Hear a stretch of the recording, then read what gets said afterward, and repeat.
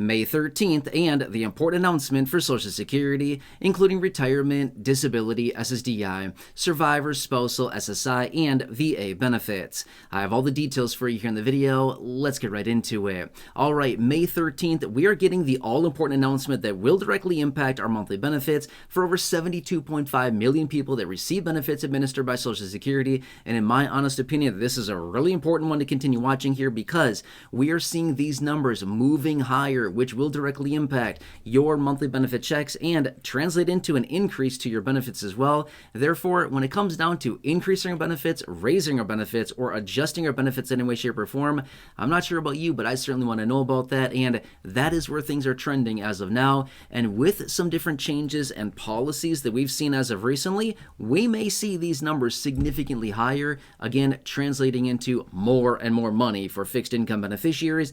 And if that doesn't sound good to you, then not really sure, okay? Either way, let's talk through the details about this, what we can expect, as well as what we've been seeing so far this year in the handful of months that we've been in 2025, what we can expect with this report, what it means for your monthly benefit, how it translates into higher benefits, as well as all those details. Okay, so the morning of May 13th, we're going to be getting the CPI, otherwise known as Consumer Price Index, or otherwise referred to as the inflation report for the month of April. Now, this is, like I just said, April's inflation report, and this is when we're going to be getting it. Now, why do we care about this, and how does this translate into our monthly benefit?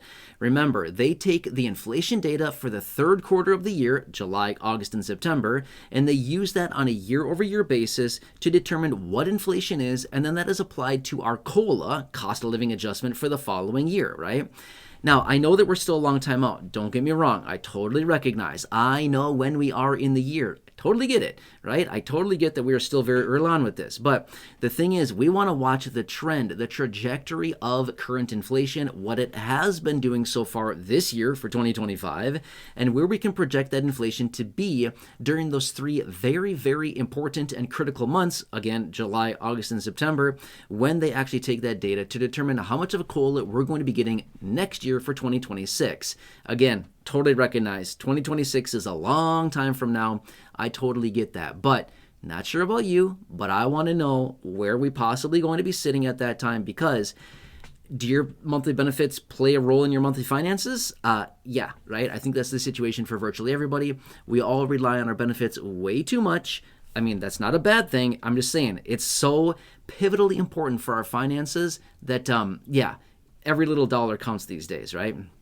Okay, so anyway, what have we seen so far this year, and along with some of the other changes that have come in economically? What we've seen so far, still elevated inflation. Elevated inflation that honestly is not coming down anytime soon. We're seeing this inflation actually ticking up. It's actually moving a bit higher. The last couple months here, we've seen elevated inflation moving up again, right? Now, according to what I've been reading on this, according to what we've been looking at, because of some of these different policies that have come in so far this year, we may be looking at significantly higher inflation a little bit later this year. And again, we don't know what's going to happen yet.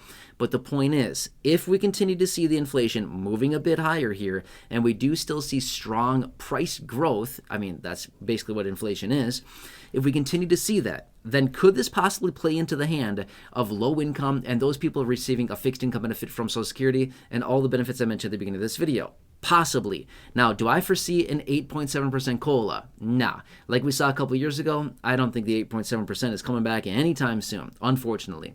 What about a 5.9%? I think that still may be a bit high, but could we potentially be getting a COLA a bit higher than the pathetic 2.5% that we got this year? Depends on the trajectory of this, but if we really do see the inflation ramping up and ticking higher, like what we've been seeing slowly but surely, and then if we really see it accelerate here sometime around the middle of the year, could we potentially lock in a pretty nice, decent COLA? The simple answer is, yeah, we absolutely could. And that's why I want to continue watching the trajectory. In other words, the direction of, the trend of current inflation, as well as where it is possibly going, right? It's like a connect the dots. Every single month that we get this inflation data, it's like another dot on the connect the dots little picture, whatever. So that's the kind of the point, is where is it going? Is it flatlined? Is it trending higher? Is it trending lower? Where is it going, right? Well, as of recently, we've been seeing it trending a bit higher, not like aggressively, but we've been seeing it trending a bit higher. And that's more of the same as far as what we may be seeing. According to what I've been reading on this, we may see more of that going forward here. And that may play into our hand here in just a few months. And again, I know it feels like, oh, July, August, and September, that's so far from now. It feels that way, but we're really not that far out. I mean, we're literally 2 months out from the middle of July or thereabout, right?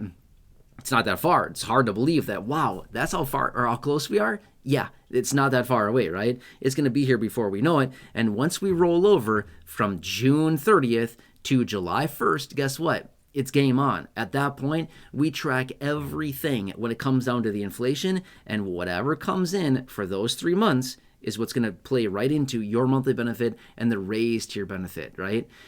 So anyway, important. In my opinion, this is very important, especially as this gives us the data so far that we've seen, for the entire year. And again, this is April's inflation data that we will be getting. So who knows what's going to happen here? Which, by the way, this inflation data that we're going to be getting will also help us guide the Federal Reserve going forward with their future meetings, right? So we've had a few handful of meetings so far this year, not a ton, but it'll help them guide their interest rate policy going forward as well. With high inflation, we're likely not going to see interest rate cuts. However, if we see inflation come down dramatically, that is when the Federal Reserve will likely come in and start lowering interest rates aggressively. That'd be good too, right?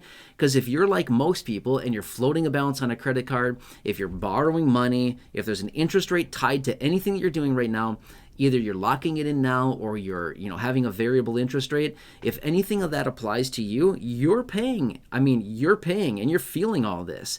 All of the effects of the inflation are being felt not only on prices that we're experiencing at the store for products and services that we're buying, right? But we're also feeling it in our finances if you're floating any kind of balance, like I am on a credit card. Not fun. I don't enjoy paying 21.5% or 22% interest on a credit card. If the Federal Reserve comes in and brings these interest rates down because lowering inflation, that's what's going to do it for the most part. If they come in and lower these, it kind of free up some of our finances a little bit more, as in interest rates come down, makes it a little bit easier to service those debts, as well as translates into your monthly benefit at some point. Maybe it also shows and demonstrates that inflation or prices at the stores on goods and services are also coming down a little bit. It all helps our finances at the end of the day. And for the low income and fixed income, have you heard me say 1,000 times before in other videos over the last 4 or 5 years now, this is the group of people that are feeling the impacts of the high prices the most with all the rapidly rising inflation. That's what it comes down to. Low income, fixed income. We are the ones feeling it, the most right now. Anyway, that's what we're looking for here. And again, once we get that report, I will go through the details. I will dissect the report. I will look through all the details of it. And I will point out anything right now that we need to know going forward. And again, I want to look at the hot areas. What is still increasing in price? I can tell you this much. It's probably necessities like we see all the time. Food, shelter, rents, utilities, healthcare costs, transportation. Those that the vast majority of fixed income actually spend their money on is typically where we continue to see the inflation still running a bit high. But we'll see what happens here. Either way, I'll keep you posted. I hope this helps you. Again, I'm here for you in any way that I possibly can be. If you can, please make sure to subscribe. It is 100% free to do so. Big subscribe button right down below the video. Thank you. I really, really appreciate that. And feel free to share the video. If you can think of 1 or 2 people that benefit from this video, feel free to share this with them. It's totally free to do so. There's a big share button down below. Thank you. I really, really appreciate that. Otherwise, check out the thousands of videos here on the channel and the video library. The popular videos I've hand-selected for you down below in the description at the top of the comment section. And right now showing up on your screen as well. You'll see some videos there. Check those out. Otherwise, thank you so much for watching and for your continued support here on the channel. Thank you for allowing me to advocate and represent for you. Thank you for your continued support here on the channel and for your continued trust in me, in these videos, the content, and all the information that I'm sharing with you. Thank you so much. I really appreciate that. Otherwise, please just have a nice day. That's all that matters right now. And I hope I can see you again soon in the next video.